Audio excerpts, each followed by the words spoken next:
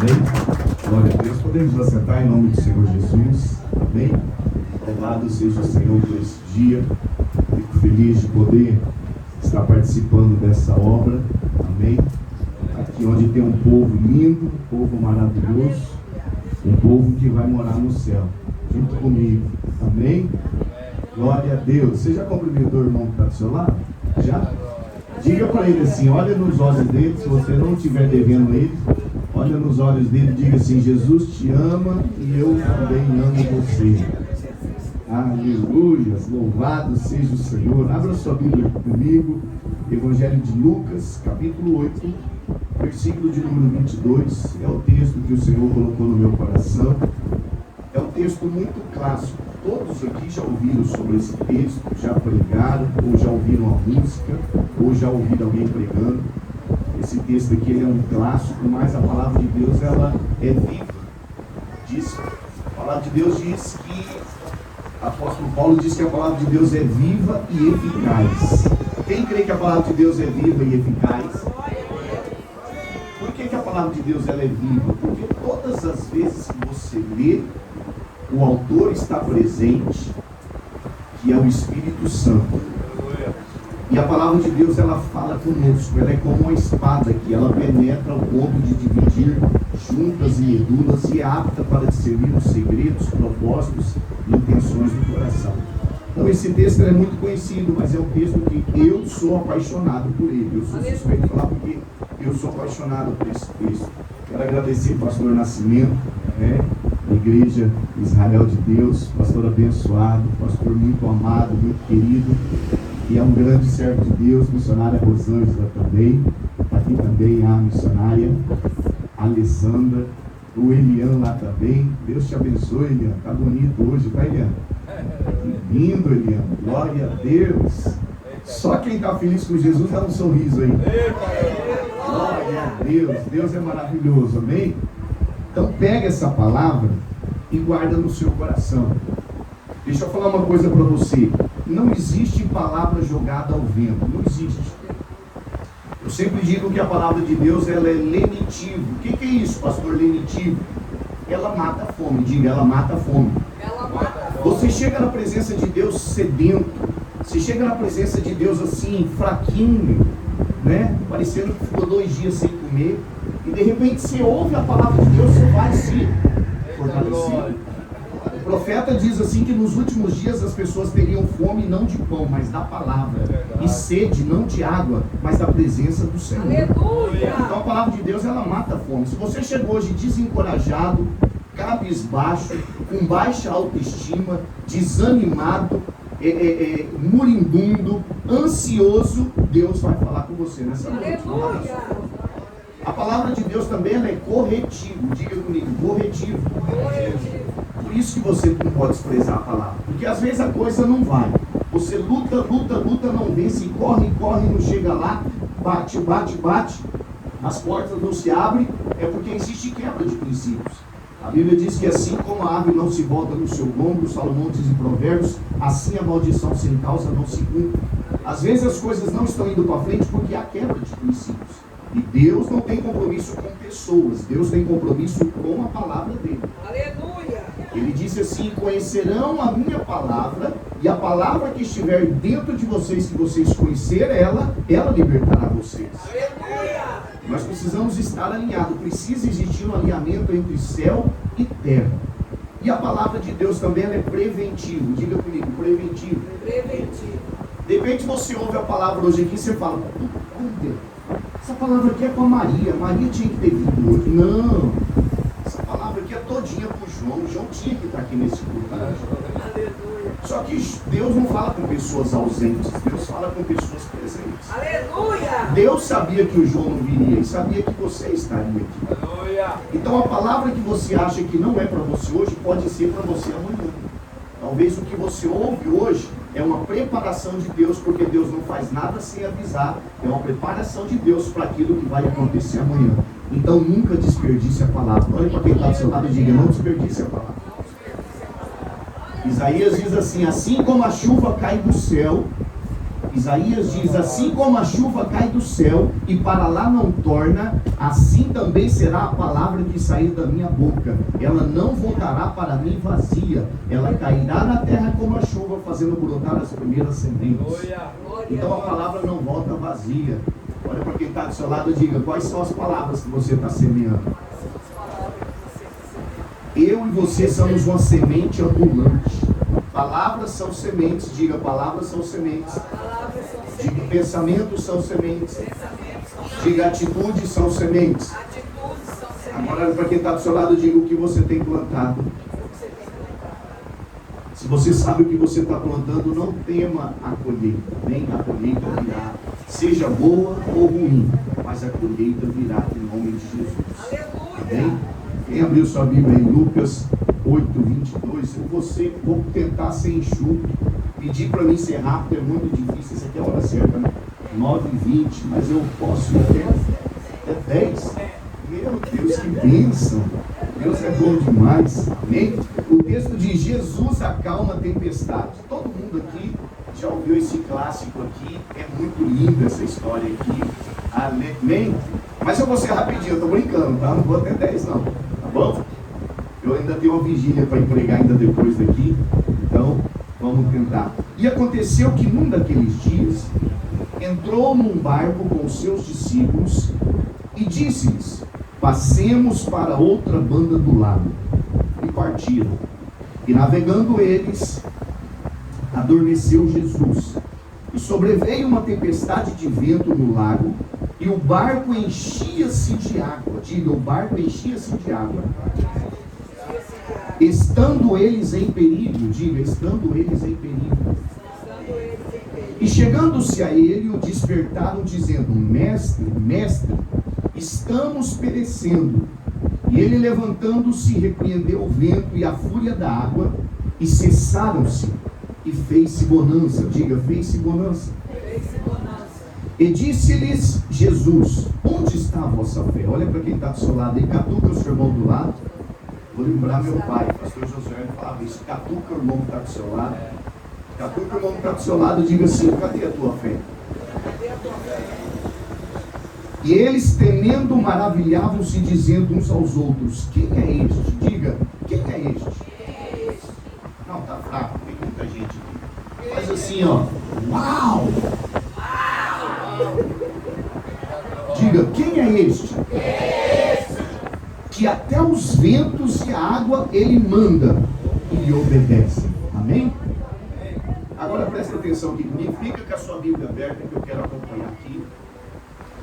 O ministério de Jesus era muito... o ministério de Jesus era um ministério muito ativo. Jesus, ele não perdia tempo com bobeira. Jesus não tinha tempo para diz que me diz. Jesus não tinha tempo para fofoca. O ministério de Jesus, Jesus era focado no propósito. Ele uma vez chegou para os seus discípulos e disse assim: as aves têm os seus ninhos, as raposas têm os seus covis, mas eu, filho de Deus, eu não tenho nem onde reclinar a cabeça. Uma vez os discípulos, querendo paparicar Jesus, queriam servir Jesus. Jesus disse: ei, peraí, eu não vim para ser servido, eu vim para servir e dar a minha vida por resgate de muitos. Jesus, ele pregava de manhã, ele estava numa cruzada evangelística à tarde, ele pregava à noite, ele saía do templo, ele ia para a sinagoga. Jesus, ele era muito ativo, o ministério de Jesus era ativo. Jesus, ele sabia qual era o foco da sua vida. Jesus, ele sabia qual era o seu propósito. Olha para quem está do seu lado, diga: você sabe qual é o seu propósito? Jesus, ele entrava num lugar para pregar e de repente estava cheio, alguém descobria o telhado, colocava um paralítico por cima, e Jesus, ele estava aqui saindo de uma série de pregações. Jesus, ele estava saindo de uma série de pregações, ele havia acabado de pregar um lindo sermão. Jesus estava muito cansado, porque Jesus não tinha tempo de dormir, Jesus não cochilava, Jesus não tosquenejava, Jesus não tirava pestana. Jesus, ele era focado no propósito. Deixa eu dizer uma coisa para você: você nunca vai atingir o seu objetivo se você parar e ficar atacando pedra em todos os cães que latem. Tem pessoas que chegam para mim e falam: pastor, eu não sei por que isso está acontecendo comigo, eu não fiz nada. Eu quero que vocês prestem atenção, eu vou ser rapidinho se vocês prestarem atenção. Se vocês não prestar, eu demoro mais. Combinado? Então tá Tá bom. Foco é aqui, porque é daqui que Deus está ministrando.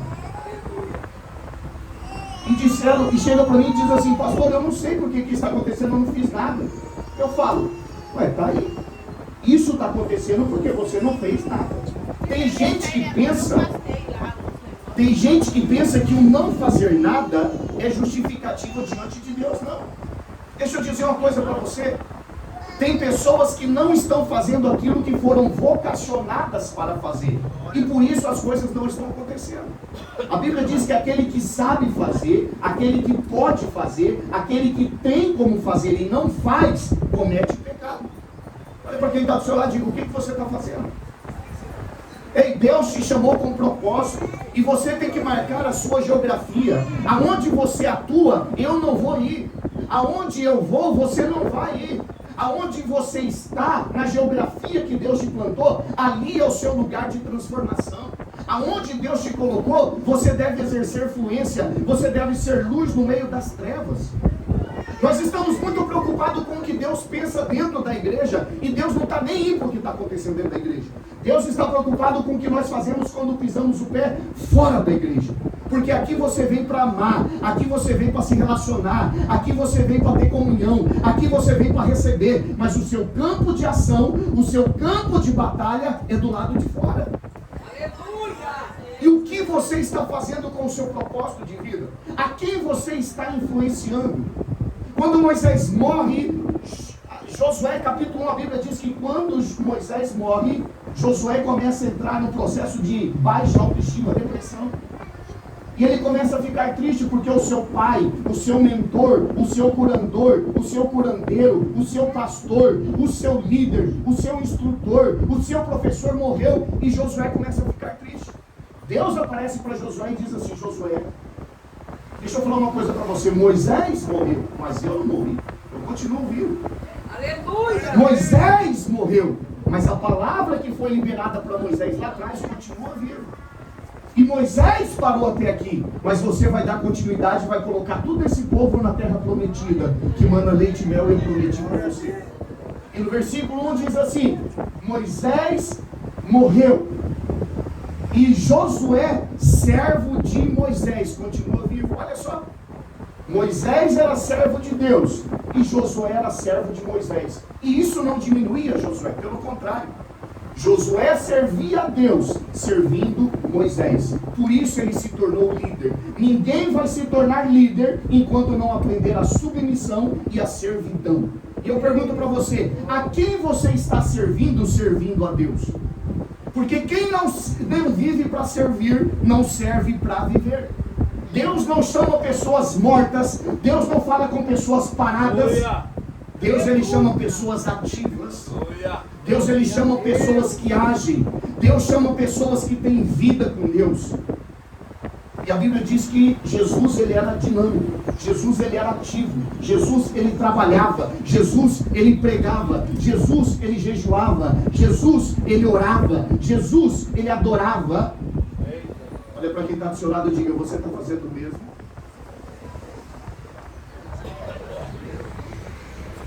Sabe, irmãos, deixa eu dizer uma coisa para você. Os maiores homens da Bíblia, e na nossa geração também, são homens que tinham maiores vidas com Deus no altar. Hoje nós queremos resultados rápidos, nós queremos respostas rápidas, mas nós somos negligentes e vagarosos em buscar a presença de Deus. Você quer saber o tanto que você é eficaz? Basta você analisar o tanto que você gasta e investe de oração todos os dias. Os muçulmanos oram 5 vezes por dia.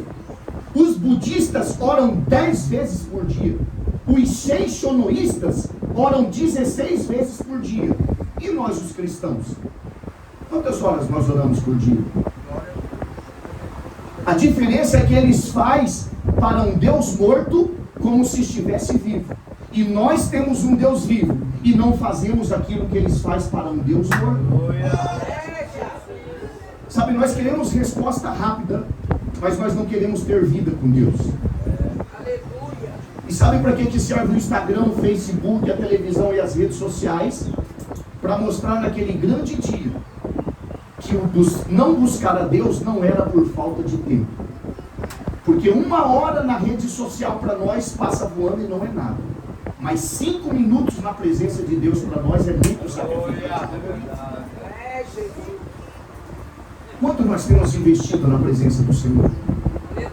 Jesus não disse, chamou seus discípulos e disse assim: "Vem aqui, senta aqui que eu vou dar maior instrução para vocês. Vocês querem chaves de vitória, chaves de sabedoria, chaves de prosperidade? Então sentam aqui, eu vou dar para vocês a maior de todas as chaves." E Jesus disse: "Eu quero falar para vocês a respeito da oração." Jesus olha para eles e diz assim: existia numa cidade um juiz iníquo, um juiz mau, um juiz ruim. E havia nessa mesma cidade uma pobre viúva. E essa viúva batia na porta do juiz e dizia: "Juiz, seu juiz, julga a minha causa." E o juiz dizia: "Não vou julgar. Tira essa mulher da minha porta." Eita glória! E no outro dia ela falava: "Seu juiz, julga a minha causa." E essa mulher, e esse juiz dizia: "Tira essa mulher daqui que eu não quero saber dessa mulher me importunando." E no terceiro dia essa mulher dizia: "Seu juiz, julga a minha causa."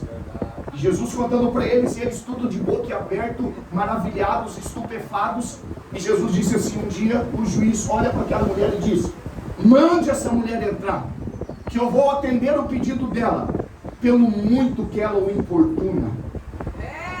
E Jesus termina dizendo: se aquele juiz que é mau atendeu o pedido daquela viúva, pelo muito que ela o importunava, imagine o vosso Pai que estás no céu, se não ouvirá a oração de vocês de manhã e de noite. Olha, diga comigo: de manhã e de noite. Diga comigo: de manhã e de noite. Diga comigo: de manhã e de noite. Olha para quem está do seu lado e diga: você está orando de manhã e de noite?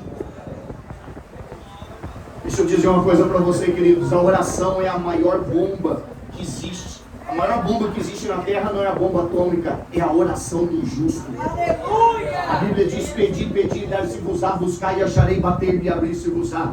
Tudo aquilo que vocês pedirem com fé ao Pai, Ele vos concederá, para que o meu nome seja glorificado. Glória a Deus. Tiago diz assim: pode muito nos seus efeitos, pode muito nos seus resultados, pode muito em sua eficácia a oração do justo. Deixa eu dizer uma coisa para você: ora, porque oração abre portas. A oração que você faz liberta o oprimido. A oração que você faz tira o seu filho do mundo. A oração que você faz expulsa Satanás. A oração que você faz fecha o inferno. A oração que você faz abre os céus. A oração que você faz levanta o enfermo. A oração que você faz liberta o oprimido.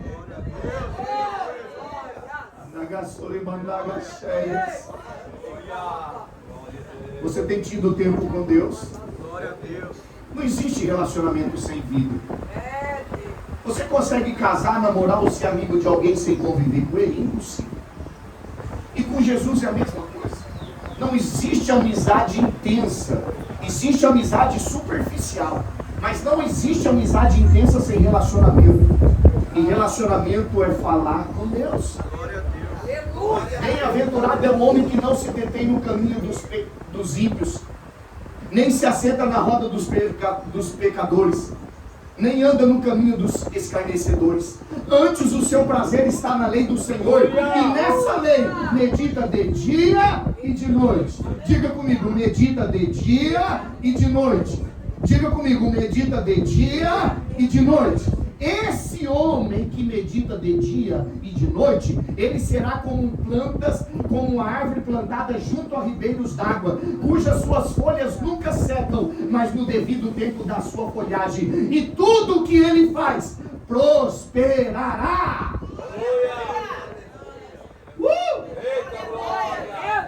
Sabe quem que vai prosperar? É aquele que se relaciona com Deus de manhã, de tarde e de noite. Antes tem o seu prazer na lei do Senhor, e nela medita de dia e de noite. E a televisão e as redes sociais não podem te dar o que Jesus pode te dar. Glória a Deus. Meu Deus. E Jesus, ele está cansado, ele chama os discípulos e disse: eu vou dar um time aqui, eu vou dar um tempo, e nós vamos para outra banda do lado. E como Jesus estava cansado, a Bíblia diz que ele entra no barco e ele vai tirar um cochilo. ele vai descansar, até do outro lado continuar a sua tarde missionária, a sua tarde de evangelismo. E a Bíblia diz que ele vai descansar. E nós lemos o versículo onde diz que começou uma grande tempestade e eles estavam correndo o quê? Perigo. Diga comigo, correndo perigo. Não foi eu que disse, o texto disse, eles estavam correndo perigo. E a Bíblia diz que eles estavam correndo perigo e eles estavam correndo perigo. E de repente, eu acredito, agora é eu que vou falar, eu acredito de mim, que Pedro, Tiago e João, eles tentaram fazer de tudo. E por que Jesus foi dormir? Jesus foi dormir porque simplesmente Pedro, Tiago e João eram pescadores a vida inteira. Eles só sabiam fazer isso. Eles eram pescadores de águas profundas, de mar alto, eles eram pescadores. E aí a Bíblia diz que Jesus vai descansar, por quê? Porque eu tenho 3 pescadores no meu barco. E de repente começa uma tempestade e a Bíblia diz que eles estavam correndo perigo. E eu acredito que eles tentaram controlar o barco, eles tentaram resolver a situação e eles não conseguiram. E quando eles não conseguem, eles vão acordar Jesus. Aqui eu aprendo a primeira lição. E a primeira lição é que quando você faz e não consegue, quando você luta e não consegue vencer, quando você corre atrás e as portas não se abrem, você precisa recorrer a Jesus. Porque a graça de Jesus, ela nos leva aonde eu não posso ir sozinho. Deixa eu dizer para você, a graça do Senhor, ela vai fazer coisas na sua vida que você nunca conseguiria fazer com as suas próprias mãos. O Senhor, ele vai te levar em lugares que com as suas próprias pernas você nunca conseguiria ir sozinho. E a Bíblia diz que Pedro, Tiago e João, eles tentam acalmar o barco e eles tentam colocar controle sobre o barco e eles não conseguem. Então eles vão até Jesus e eles acordam Jesus. A Bíblia diz que havia uma grande tempestade e eles estavam correndo perigo. E a Bíblia diz que Jesus estava fazendo o quê? Dormindo. E aqui eu aprendo a segunda lição. Olha para quem está do seu lado e diga assim para ele: é possível você dormir na tempestade. Sabe, queridos, não é porque as coisas saíram do seu controle, não é porque as coisas deram errado, que você vai perder a paz, você vai perder a paciência, você vai perder a calma, você vai perder o sono. Jesus está nos ensinando que mesmo que as coisas estejam fora do nosso controle, nós podemos ter paz no coração, porque Jesus está no nosso barco. Quem está entendendo, diga glória a Deus. Sabe, eu estou falando com pessoas aqui que estão passando por problemas, e Jesus, a Bíblia diz que eles estavam correndo perigo, e o barco estava a ponto de vir à deriva, mas Jesus, ele estava dormindo. Paz não é ausência de problema, paz é mesmo no meio das adversidades, você saber que Jesus está no seu barco, e ele está no controle de todas as coisas. Deixa eu ministrar algo no teu coração. Ainda que algumas coisas fujam do seu controle, talvez você começou a sentir umas dores no corpo, talvez você começou a sentir algo diferente no seu corpo, e você foi consultar um médico, e o médico pediu alguns exames, e você foi fazer alguns exames, e quando você retornou ao médico, o diagnóstico é: você tem um problema sério, você tem uma doença incurável, você tem uma enfermidade no corpo. Deixa eu dizer uma coisa para você. Ainda que algumas coisas fujam do nosso controle, deixa eu dizer uma coisa para você: você não tem poder sobre pessoas, você não pode controlar a atitude dos outros, você não pode controlar o que os outros falam de você, você não pode controlar a atitude e a reação dos outros com você. Você só tem poder sobre a sua vida, você não tem poder sobre a vida dos outros. E ainda que algumas coisas tenham saído do seu controle, elas jamais irão sair do controle do Senhor. Na vida do cristão não existe derrotas, existe processos. Aquilo que você pensa que é um ponto final, na verdade é uma vírgula, e Deus pode começar a fazer uma grande história. Sabe o que Deus precisa para construir um ministério? Ele precisa de uma catástrofe, ou de uma situação difícil, ou de uma crise, ou de uma tempestade, ou de um deserto. Deus, ele quer construir um ministério a partir do nada, do que a partir de alguma coisa. Então, se você está passando por um deserto, por uma tempestade, por uma luta, por uma crise, se algo saiu do teu controle, isso pode ser o início de um grande ministério na sua vida. Isso pode ser o início de um grande testemunho na sua vida. Talvez você fale, pastor, o que é que eu preciso para pregar? Você precisa de um testemunho. Talvez isso que está acontecendo na sua vida seja o testemunho de um ministério que Deus está gerando dentro de você. Sabe, eu estou falando com pessoas que Deus já deu uma promessa. Eu estou falando nessa noite com pessoas que receberam uma promessa. Mas primeiro eles estão esperando o recurso para depois viver a promessa. Esquece, com Jesus não é assim. Primeiro vem a caminhada e o recurso vem na caminhada. Não fica esperando algo cair do céu para você cumprir o propósito. Deus chega para Abraão e diz assim: sai da tua terra, do meio da tua parentela e da casa do teu pai e vai para o lugar que eu ainda vou te mostrar. Abraão não falou onde que eu vou dormir, quem vai me sustentar, o que vai ser do meu dinheiro. A Bíblia diz que Abraão obedeceu, por isso que ele é chamado pai na fé. Se você recebeu uma promessa, não fique esperando as coisas melhorarem, não fique esperando o recurso cair do céu. Primeiro vem a caminhada, primeiro vem a obediência e depois Deus vai fazendo milagre na caminhada.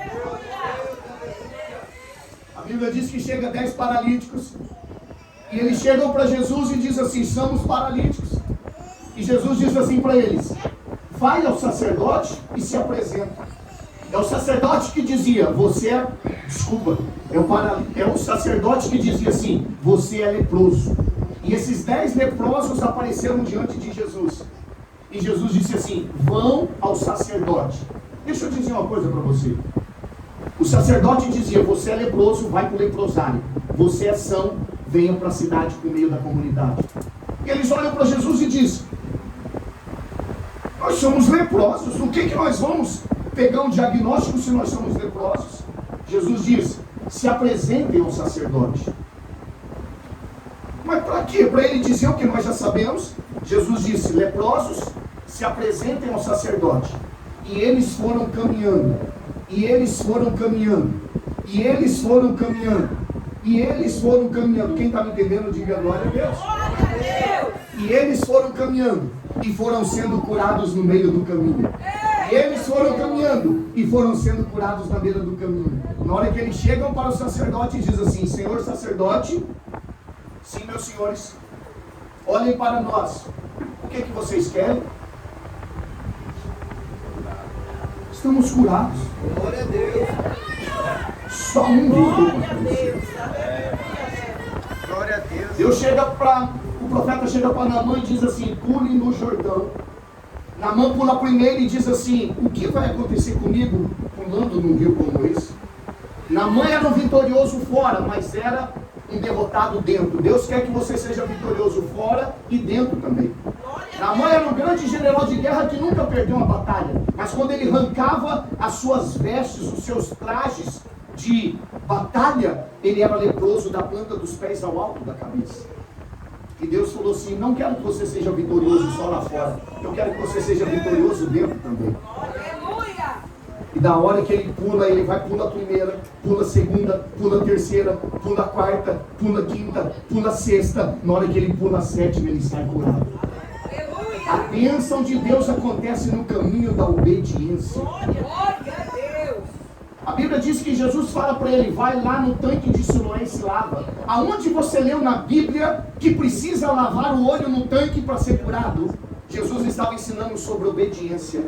Enquanto o cego vai indo para o tanque lavar o olho, no meio do caminho ele ia sendo curado. Diga comigo: a vitória está no meio da caminhada. Diga comigo: a vitória está no meio da caminhada. Olha para quem está do seu lado e diga: não pare de caminhar. Continue obedecendo e Deus vai gerando o seu milagre. Não pare, irmãos.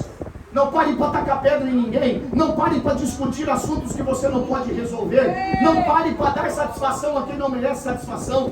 Não pare para discutir sobre assuntos que você não tem controle. Não pare para dar resposta a quem não quer ouvir a sua justificativa. Obedeça. Obedeça, porque a vitória vem no caminho da obediência.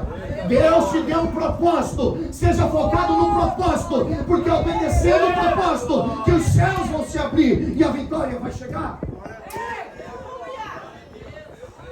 Quem tem foco tem compromisso. E quem tem foco tem fé. Diga comigo, quem tem foco tem fé. Hebreus 11, Paulo diz assim, que a fé é o firme fundamento daquilo que se espera. Olha para quem está do seu lado e diga, quais são os seus projetos? Deixa eu dizer uma coisa para você. Quem não tem planos, quem não tem projeto, quem não tem desejo, não tem fé. Esse negócio de que, se Deus quiser Ele vai fazer. Tem gente que fala, se Deus quiser Ele vai fazer como se estivesse agradando Deus. Isso para Deus é incredulidade. Fé é o firme fundamento daquilo que você planejou, projetou e espera. Olha para quem está do seu lado e diga, o que você está esperando? A hora que você dobrar o seu joelho, tenha convicção do que você quer. Ontem eu levantei 5 horas, eu levanto 5 horas da manhã, 15 para as 5 é sagrado, o ano inteiro, a vida inteira. 15 para as 5 é o meu tributo diário a Deus. Eu falei, Deus, eu vou sair para um propósito. E na hora que eu voltar, hoje é o dia que eu preciso do milagre. Não é amanhã, é hoje. Saí, vim aqui e fui em direção ao meu destino sem ter marcado, sem ter agendado, sem ter combinado nada. Parei o carro e falei assim, eu orei 15 para as 5, Deus. Eu falei que eu preciso resolver agora. Na hora que eu parei o carro, não tinha agenda, não tinha marcado nada. O que eu pedi para o Senhor veio para o carro na minha frente. O que o senhor está fazendo aqui, pastor? Eu falei, não, eu marquei aqui. Mas o senhor marcou comigo? Eu falei, não, marquei com Deus. Sabia que o senhor ia estar aqui agora. Eu não estou falando isso para me engrandecer, irmão, mas eu tenho que falar de experiência minha, não de experiência dos outros. Eu tenho que falar o que eu vivo e não o que você vive. Eu não estou dizendo isso para me soberbecer e dizer que eu sou melhor, não. Eu estou querendo dizer para você que a nossa resposta está aqui. Eu quero dizer para você que o que você tem para a sua vitória não depende de placa de igreja, de pastor, de profeta, de levantamento de mão, de posição de mão, de palavra profética. O que você precisa para vencer está dentro de você. A fé é o firme fundamento daquilo que se espera e a convicção daquilo que você não vê. Você não vê, mas você já planejou, você já projetou, você já sonhou e você já apresentou diante do Senhor. Sabe, irmãos, ainda não acabou 2024, mas eu já sei todas as vitórias que Deus tem para mim e eu já estou planejando tudo que eu vou fazer e que eu vou colher em 2025. Porque quem tem projeto, quem tem proposta, quem tem planejamento é porque tem fé. E quem não planeja é porque já planejou ser derrotado. Deus gosta de pessoas ousadas. Aleluia! Ousadia. Ah, pastor, mas eu tenho fé. Então Deus vai provar se você tem fé. Porque não adianta ser fé de falar, você tem que ser fé de prova. A Bíblia diz que eles acordam Jesus. E Jesus levanta e Jesus levanta no barco. E Jesus libera uma palavra ou duas. E Jesus diz assim, mar, aquieta-te. Tempestade, acalma-te. E a Bíblia diz que fez grande bonança. Deixa eu dizer uma coisa para você. Olha aqui para mim agora, eu quero que você receba.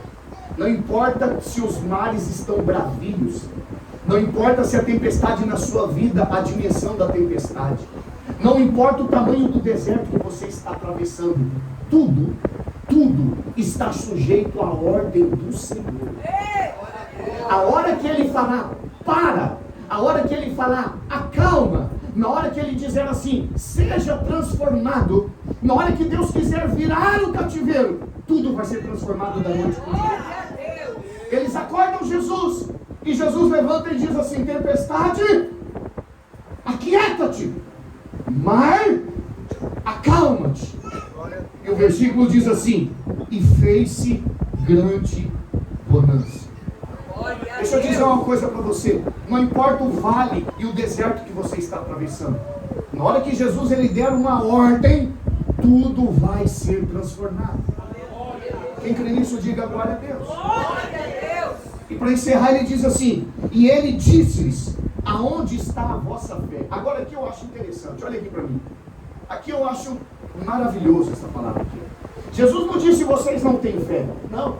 Jesus disse, cadê a fé de vocês? Olha para quem está do seu lado e diga, cadê a sua fé? Sabe, irmãos, nós somos o povo que mais fala sobre crer. Você vai nos nossos cultos, Jesus está aqui. Eu sinto a presença de Jesus. Olha Jesus passeando aí. Olha Jesus voando aí. Olha Jesus subindo aí. Mas parece que na hora da diversidade, a gente esquece desse Jesus que a gente fala tanto no culto de domingo. Aleluia. Jesus olha para eles e diz: cadê a fé de vocês? Jesus não disse vocês não têm. Jesus disse: cadê a fé de vocês? Sabe, irmãos, aí eu entendo que a nossa fé não deve ser só de falácia. Aí eu creio que Deus é bom, Deus é maravilhoso, Deus pode, Deus faz, Deus é poderoso, Deus é tremendo. Só que na hora que parece que a tempestade vem, a gente esquece quem é aquele que disse: eu estarei com vocês todos os dias da vida de vocês, até a consumação dos séculos. Eu nunca vi Jesus prometer helicóptero. Eu nunca vi Jesus prometer casa de 2 andares. Eu nunca vi Jesus prometer avião. Mas uma coisa ele prometeu: eu estarei com vocês todos os dias da vida de vocês, até a consumação dos séculos. Mas parece que na hora da rebordosa a gente esquece daquele que caminha sobre nós, em nós e ao nosso lado também. Olha para quem está do seu lado e diga: você crê que Jesus está contigo? Jesus levanta, acalma o vento, acalma a tempestade, vira para os discípulos e diz: cadê a fé de vocês? Cadê aqueles que andam comigo que diz que eu sou o Cristo, o Filho de Deus, o Messias, o Salvador do mundo? Cadê? E aqui eu aprendo, irmãos, que a nossa fé não deve ser de falácia, mas Deus vai permitir muitas lutas na nossa vida, para que nós possamos provar para Ele que realmente nós cremos nele e que Ele pode transformar todas as situações. Eles vão até Jesus. Não adianta ficar fugicando. Não adianta contar o seu problema para quem não pode resolver. Não adianta você ser casada e estar em crise no relacionamento conjugal e ir contar a sua vida para a pé solteira e não pode resolver. Você precisa encarar os seus problemas. E aqui eu aprendo uma outra lição. Deixa eu dizer uma coisa para você. Quando Jesus olha para eles e diz assim: cadê a fé de vocês? Jesus estava dizendo assim: ei, deixa eu falar uma coisa para vocês. Quando eu mandei vocês entrar no barco, eu já sabia da tempestade que iria acontecer. E eu mandei vocês entrar no barco. E antes de vocês entrar no barco, eu já capacitei vocês para passar por essa tempestade. Sabe o que Jesus estava dizendo? Quando ele olha para os discípulos, ele acalma a tempestade, o vento, ele olha para os discípulos e diz: por que vocês não mandaram o mar se acalmar? Por que vocês não mandaram a tempestade? É isso que Jesus está dizendo. Ele olha para eles e diz: por que me acordaram? Cadê a fé de vocês? Jesus estava dizendo: não precisavam ter me acordado. Cadê a fé de vocês? Vocês mesmos poderiam ter ordenado ao vento que cessasse e ao mar que se acalmasse. E aqui eu aprendo a terceira lição. Diga comigo: terceira lição. Terceira lição. Deus nunca vai permitir algo na sua vida. Quem está comigo, diga amém. Deus nunca vai permitir algo na tua vida. Deus nunca vai te mandar entrar em algum barco, em alguma situação, sem que Ele já não tenha te capacitado para atravessar e que Ele não atravesse junto com você. Jesus estava dizendo: ei, quando eu coloquei vocês no barco, eu já sabia que vocês poderiam acalmar essa tempestade. E eu sabia que viria uma tempestade. Cadê a fé de vocês? Deixa eu dizer uma coisa para você, querido. Tem algumas pessoas que chegam para mim: pastor, meu marido saiu de casa, mas está tudo bem. E eu falo: não, irmão, não está bem. Se seu marido saiu de casa, não está bem. Tem pessoas que pensam que fé é ignorar o problema. Se você tem um diagnóstico de câncer, se você tem um diagnóstico de um caroço, se você tem um diagnóstico de um tumor, você tem algo. Você não adianta ignorar o problema. Você só não pode perder a paz e o sono na tempestade. Aleluia. Mesmo que o mar esteja bravio, mesmo que a tempestade esteja contra você, você não pode perder a paz. Mas saiba que você tem um general de guerra que nunca perdeu uma batalha. Você tem um advogado que luta a sua causa. Você tem um médico dos médicos com você. Não ignore o seu problema, mas também não perca a paz, porque você tem alguém que te faz acalmar a tempestade. Você tem alguém que caminha para você. É Ele que te dá vitória. É Ele que faz com que o mar se acalme e a tempestade cesse. Nós precisamos aprender a ter fé. Olha para quem está do seu lado e diga: aprenda a ter fé. Olha para quem está do seu lado e diga: aprenda a ter fé. Sabe, irmão, como que você vai ter fé se você não lê da palavra? Como que você vai ter fé se você não tem experiências com Deus?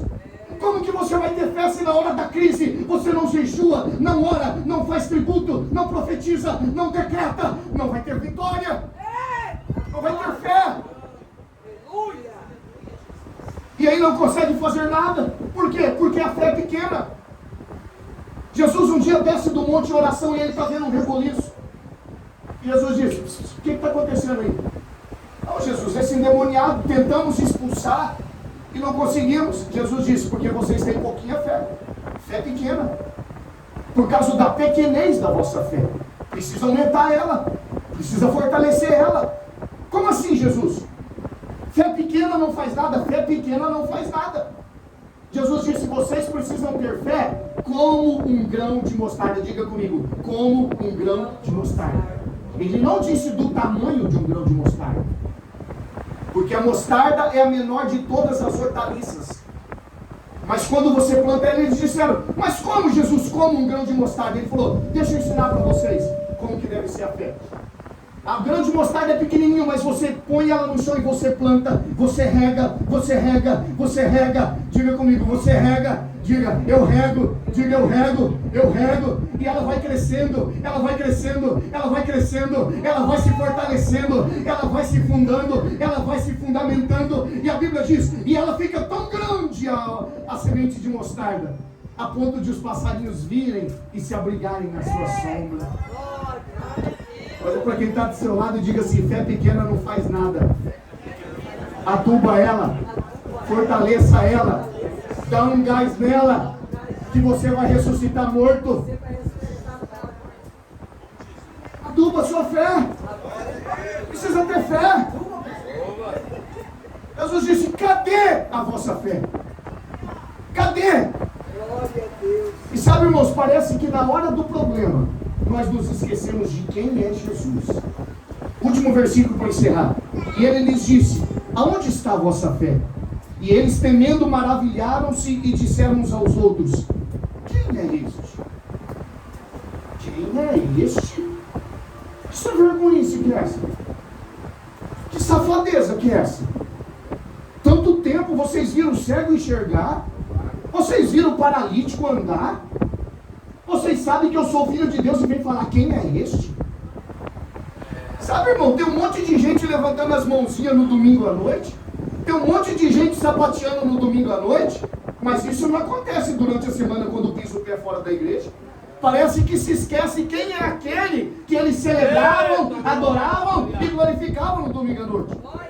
Parece nós que na hora da tempestade, na hora da adversidade, nós esquecemos quem é aquele a quem nós nos aliançamos, entregamos a nossa vida e dizemos que Ele é o Senhor e Salvador da nossa vida.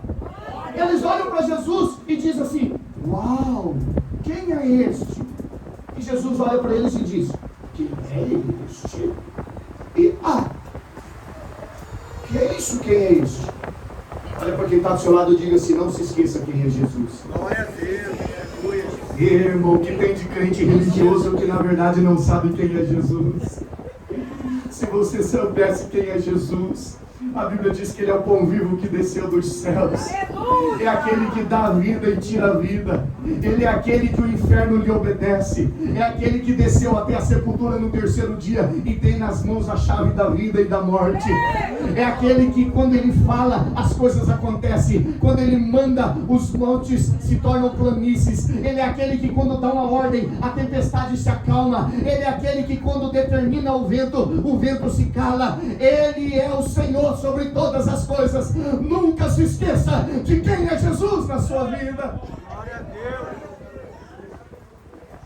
Se bem que lá na frente Pedro vai entender. E Pedro vai olhar para ele e vai dizer: tu és o Cristo, o Filho do Deus vivo. Mas aqui ele tinha se esquecido quem é Ele. Não se esqueça quem é Jesus. Quem é este que até o vento e as águas manda e lhe obedece? Deixa eu dizer algo para você. Não importa qual a situação que você se meteu, não importa o que você está passando. Eu quero liberar uma palavra profética sobre a sua vida. Que o Senhor, Ele está no controle de todas as coisas. E Ele permite muitos ventos na nossa vida, mas Ele também vai te sustentar na graça. Nós só aprendemos a viver o evangelho da fé. Sabe qual é o evangelho da fé? É quando tudo acontece. Quando você manda, você ora e os céus se abrem. Quando você ora e as coisas acontecem. Mas nós precisamos aprender também o evangelho da graça. O evangelho da graça é quando as coisas não vão muito bem. Quando Paulo dobra o joelho, ele diz: Senhor, tira esse espinho. E ele disse: não, Paulo, você conseguiu conviver sem o espinho, mas agora você vai me glorificar e me adorar com o espinho na carne. Jó, ele tinha abundância de tudo, mas quando ele perde tudo, ele não perde a fé. E Deus olha para ele e diz assim: você viveu até hoje o evangelho da fé, bonança, abundância e riqueza, mas agora você vai viver o evangelho da graça. Você vai me adorar, me servir e me obedecer, mesmo com enfermidade no corpo. Deixa eu falar uma coisa para você: a maior igreja da terra é a igreja dos desviados. Sabe por quê? Porque só aprenderam a adorar a Deus na bonança. Na hora que as coisas não deram certo, na hora que a oração não foi ouvida, na hora que o propósito não chegou, eles abandonaram Jesus. Mas nós não adoramos Jesus apenas pelo que Ele faz, nós adoramos Jesus pelo que Ele é também. Fica de pé nessa noite, eu quero ministrar sobre a sua vida, eu quero orar por você. Deixa eu dizer uma coisa para você: o Senhor é aquele que Ele está no controle de tudo, em qualquer situação. O Senhor é aquele que Ele está cuidando das nossas vidas. E eu quero pedir para você hoje que você leve ao Senhor tudo aquilo que está dentro do teu coração. Aleluia. Quando Jesus ele chega para Marta e Maria, Jesus ele diz assim: me leva até o sepulcro. Jesus estava dizendo: está morto, está fedendo, me leva até onde está a carniça. Muitas vezes nós estamos paralisados, nós caímos e nós precisamos nos levantar de onde nós caímos. Muitas vezes nós temos que ir até o sepulcro, tirar a pedra e sentir o cheiro do morto, o cheiro da carniça. Sabe, nós temos que nos levantar aonde nós caímos, para que Deus possa fazer uma cura, para que Deus possa restaurar, para que Deus possa reabilitar o ministério, para que Deus possa ressignificar o nosso projeto e o nosso testemunho de vida.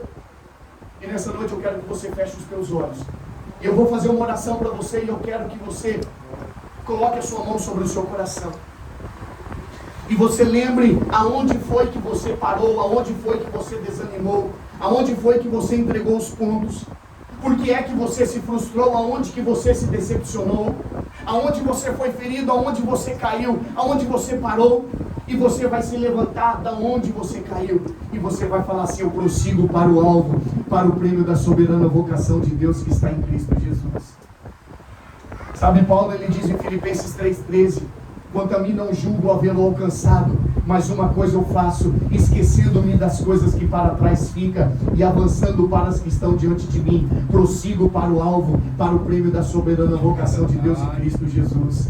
Você tem um alvo? Eu sei que você tem um alvo, você tem um propósito de vida e Deus te chamou com um propósito. E Deus te chamou com um propósito e você precisa começar a gerar aquilo que Deus colocou dentro do teu coração.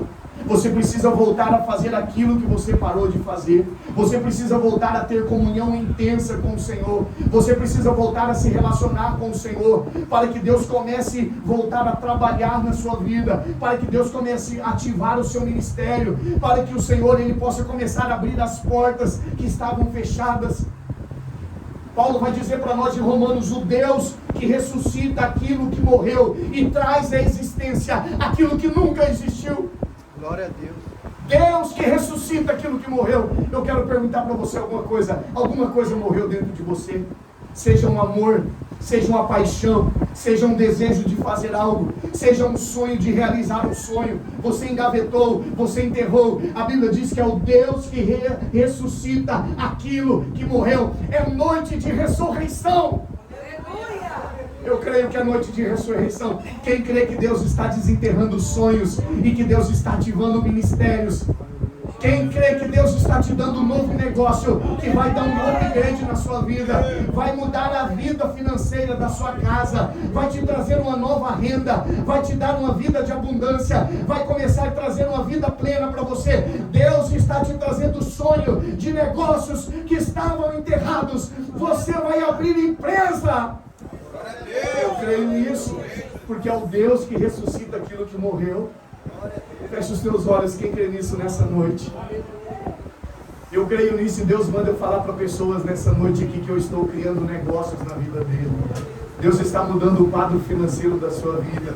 Deus está trazendo agora um tempo de prosperidade sobre você. Você vai abrir coisas porque Deus ressuscita aquilo que morreu. Se você tinha um desejo no seu coração de abrir algo, Deus me manda eu dizer para você: abra, porque eu estou contigo. E através desse instrumento que eu quero prosperar a tua vida, eu quero trazer abundância sobre você, eu quero mudar a sua estação, eu quero mudar o seu cativeiro, eu quero mudar a sua vida, eu quero te trazer um tempo de paz, um tempo de abundância nessa vida. Quem crê nisso, diga glórias a Deus.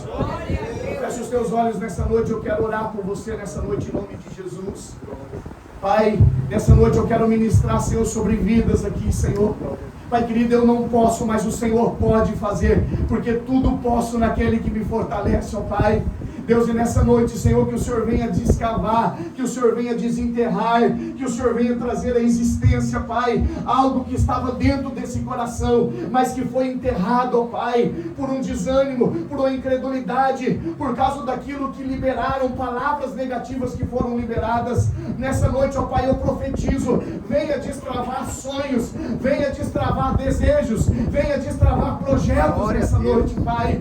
Deus, que venha um tempo de abundância, um tempo de prosperidade, um tempo de vacas gordas, que os céus sejam abertos, que venha uma colheita de bênçãos sobre a vida desse homem, sobre a vida dessa mulher. Muda essa família nessa noite, ó Pai. Começa, Senhor, a trazer um tempo de paz, um tempo de abundância. Assim como o Senhor levantou a mão e deu uma ordem ou duas ordens, e mandou o mar se acalmar, e mandou a tempestade cessar. Que nessa noite, ó Pai, o mar de lutas, o mar de problemas, a tempestade de angústia, a tempestade de enfermidade, se acalme nesse momento, ó Pai. Em o nome de Jesus eu libero uma palavra profética. Vai recebendo nessa noite em nome de Jesus. Ó Espírito Santo de Deus, Tu és o companheiro, Tu és aquele que nos assiste, Senhor, em todos os momentos. Que nessa hora, Senhor, o Senhor vai tocando na mente e no coração dessa pessoa, Pai. Toca, Senhor, na mente e no coração desse homem e dessa mulher, ó Pai. Vai destravando nessa noite. Seja destravado, seja destravada. Vai liberando nessa noite, ó Pai, em nome de Jesus. Que o Senhor venha trazer chaves de sabedoria. Venha trazer, ó Pai querido, um start de transformação, Senhor, na vida desse homem e dessa mulher, ó Pai. Entra dentro desta casa em nome de Jesus. Entra dentro desta casa em nome de Jesus, ó Pai. Vai, Senhor, desfazendo o cativeiro nessa noite. Todo espírito de vício vai saindo dessa casa, vai saindo dessa família. Essa maldição hereditária, Pai, que veio dos avós, que veio dos pais e tem atingido esse filho, ó Pai. Liberta esse filho. Nós liberamos uma palavra profética agora. Seja liberado um decreto agora, que seja desfeito esse cativeiro agora, em nome de Jesus. Esse vício agora saia, saia, saia, em nome do Senhor Jesus Cristo. Pai, nós vamos a Ti, nós clamamos, Senhor. Tu és o Senhor que tudo pode, tudo faz, tudo transforma, Pai. Que nessa noite venha abrir os céus sobre esse lugar, ó Pai, e transformar bênçãos, Senhor. Trazer bênçãos sem medidas nessa noite, ó Pai. Em nome de Jesus eu oro, eu profetizo e eu abençoo, Senhor, esse ministério. Eu abençoo essa obra, eu abençoo esse trabalho. Aqueles que estão na liderança, na governança e na direção, ó Pai, sejam aperfeiçoados, sejam transformados. Dê a eles sabedoria, discernimento e transformação. Eu profetizo e libero uma palavra profética em nome de Jesus nessa noite. Em nome de Jesus, diga graças a Deus. Diga glória a Deus. Diga aleluias. Dá uma forte salva de palmas para o Senhor Jesus nessa noite. Amém? Que Deus abençoe. Pastor Liliano, que Deus abençoe. Amém. Missionária Rosângela.